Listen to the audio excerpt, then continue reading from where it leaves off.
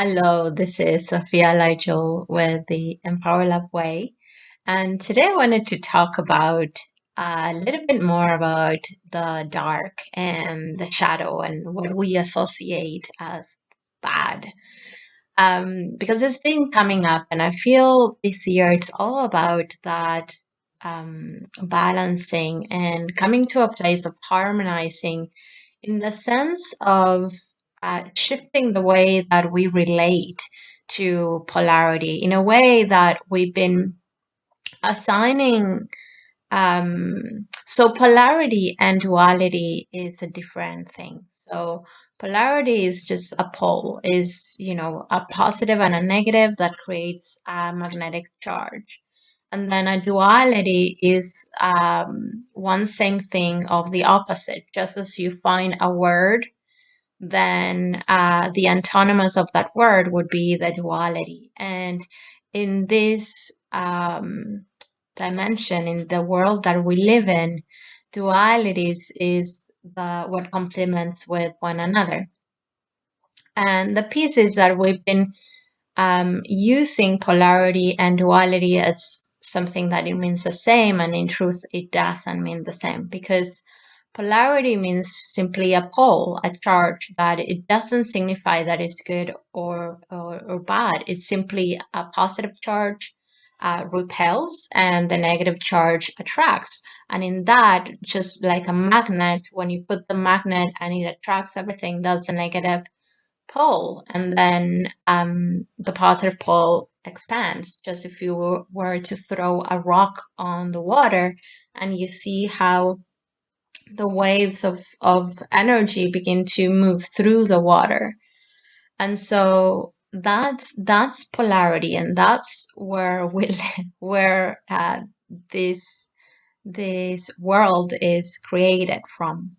And that's what creates the charge, the magnetic field, your auric field, how your body, your energetic body works, just as any energetic body, including the whole body of the earth, has positive and a negative pole, the south pole being the negative and the north pole being the positive. Or I actually can't be wrong, it could be the opposite. And so, what I want to say about that is that we have been conditioned to see through the same filter, just to relate with polarity and duality as one thing of the same thing, and it's not. We have grown up with stories about the hero and the evil person, the witch, or portrayed as a witch, or portrayed as a monster, portrayed as the dark itself. And the piece that we forget is that when you extend the vision of life, when you go into space, for example, just we see that space itself, the void is dark. We only see a blue sky because we are here. Thanks to the atmosphere of the earth, we see a sky that is blue. When you go out, you out into space, you see the sun in black, in blackness. And so it's something we have integrated as dark as something scary as well as a child. When you were a child and they turned the light off and you heard noises or you heard shadows and so on, portraying stories as well. But what we have been discovering, just as the book or the play Wicked, how we started to begin to integrate and begin to discover the story beyond our labeling of somebody that it's evil. And through, for example, the story of Wicked, we began to understand why that person, what she had to go through in order to get to that place of pain and suffering that, she was functioning from that experience and through what happened to her. And this is alive within us. We have an inner voice that we call the inner critic or that the inner judge. that is the inner voice that can be expressed about or understood as the inner critic or the inner judge, that it can be that self-talk towards yourself or towards another. It can be like the judge for yourself in your actions and your behaviors, or it can be reflected as a judge when you see somebody and you judge somebody else.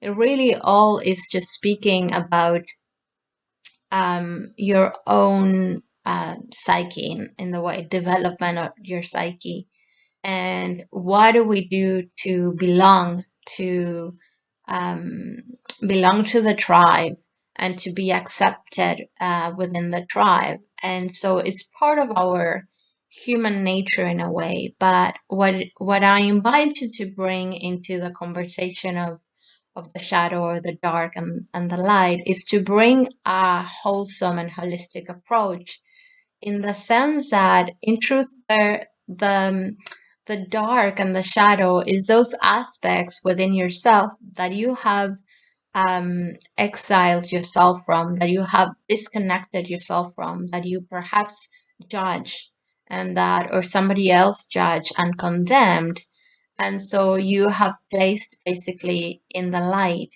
This aspect within you, it's very much alive, and perhaps are the things when you do when you're alone, or when you do in the dark when you're alone. So if internally you have lived a story about your weight, for example, the way that your shadow might show up is that when nobody's looking, you buy a bag of chips, or you have candy hidden in your closet. And so what it simply is showing is all the places where you're judging and not accepting yourself, and where you feel you have to hide that aspect of who you are in order to be loved, to maintain connection with others, and etc. Right? And so, um, another aspect that I want to bring into this holistic approach is that when you look at the earth is in space. And so in truth, we say that the sun rises and the sun sets, and in that we're implying that the sun is the one that is actually moving, that the earth is static and the sun, goes up and goes down and it moves, right? When in truth, the sun is at the center of our solar system and the earth is the one that is rotating. And so the sun rising and the sun setting, it's all from our own perspective. It's not the actual truth. When you take a broader perspective of the day, our day, or a day on earth, the day is actually when the face of the earth is facing the sun, and the night is when the face of the earth is not facing the sun, in that rotation. So in kind of like that broader perspective, the only way we know and recognize and can differentiate the day from the night is because we have the night and we have the day.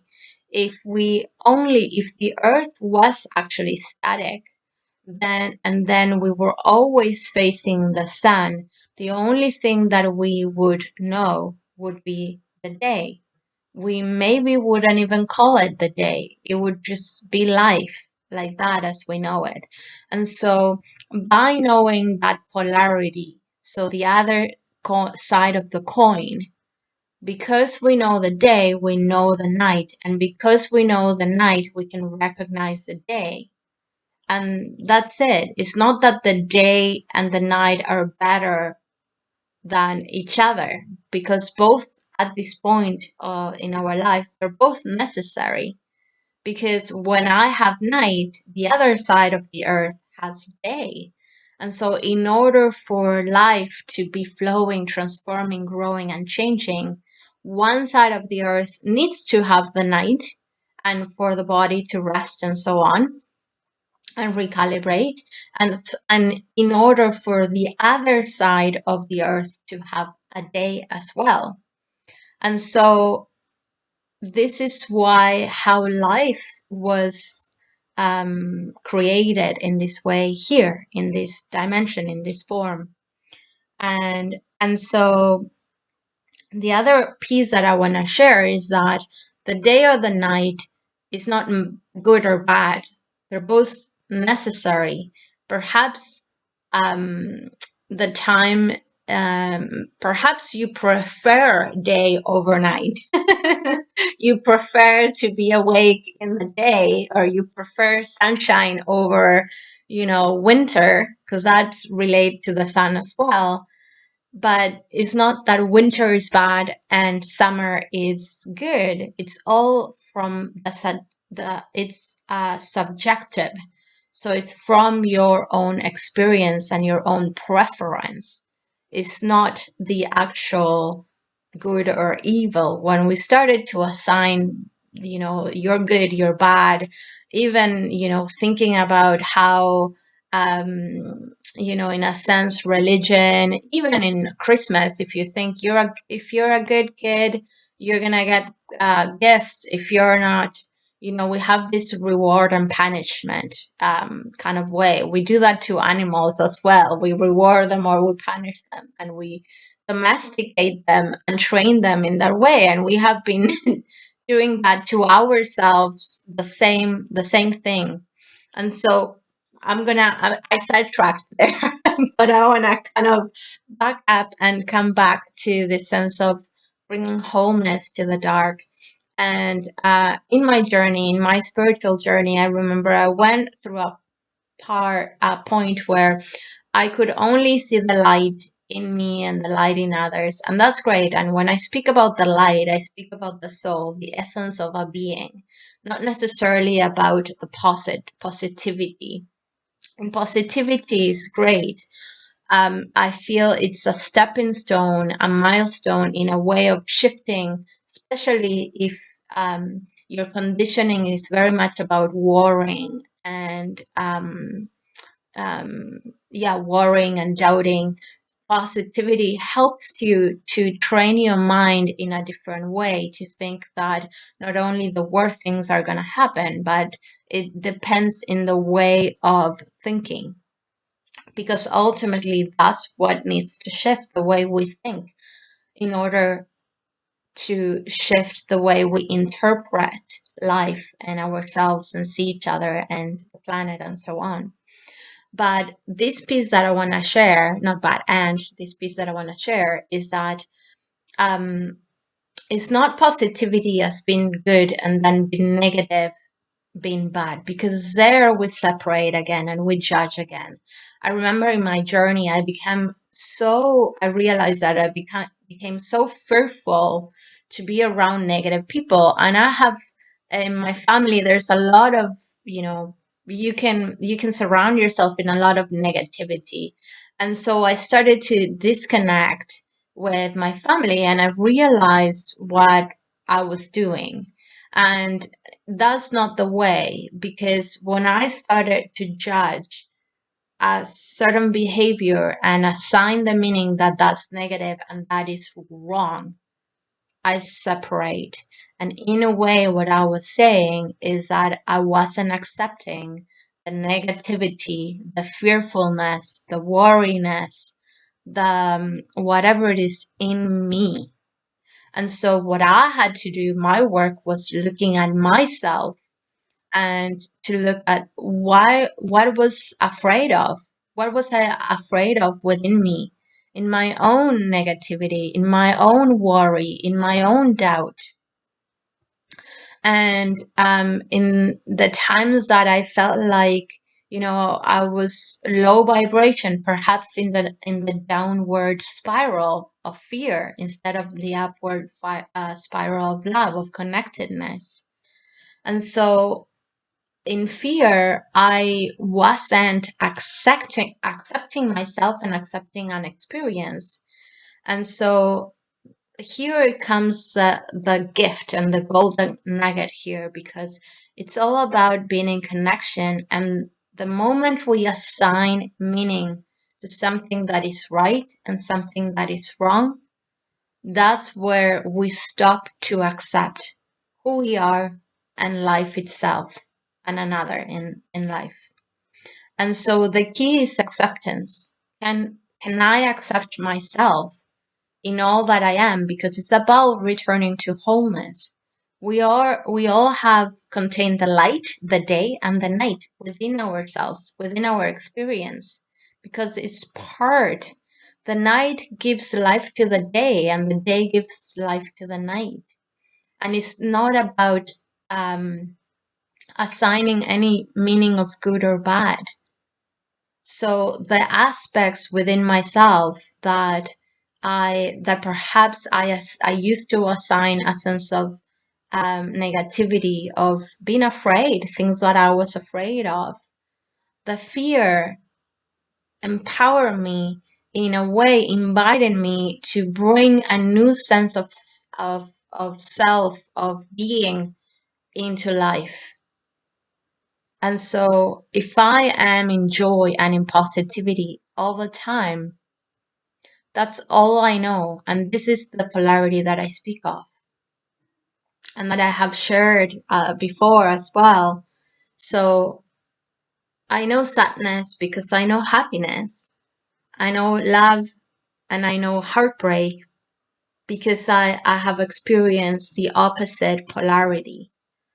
And when I start assigning meaning as good or bad, because in relationship is connected to pain, then that's when I create fear and I stop accepting, and I feel like I have to hide it. I hide myself, I avoid it, or I avoid the whatever outside world. And so I hope that helps. And I hope that gives a little bit more information and awareness and contributes to your own kind of expansion of seeing and relating with this topic. That it's a profound topic, and I'm sure I'll continue sharing a little bit more every time, something opens up, and I understand a little bit deeper, so, and myself, right, through the process, because ultimately through all the experiences we are learning about ourselves, we are discovering who we are. And as we walk, as we're living, as we are experiencing life through ourselves and through each other. And so have a beautiful, beautiful day, and I'll see you next time. Bye bye.